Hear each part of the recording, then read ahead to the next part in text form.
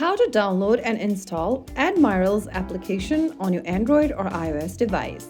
Are you new to online trading or planning to use Admirals on your Android phone or iOS device? Then, in this video, we are gonna learn how to download and install the Admirals app. So let's get started.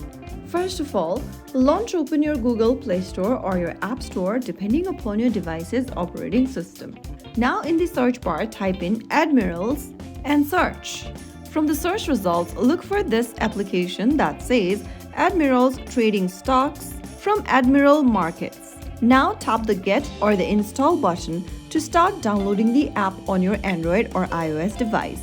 On your iOS device, you may need to authenticate with your Face ID, Touch ID, or your Apple ID password. Once the application is installed, you will be able to open up the application on your smartphone. So that is how it's super easily done. Now you can open up the application and get started with trading or practicing on Admirals. If you found the video helpful, don't forget to like, share, and subscribe to our channel.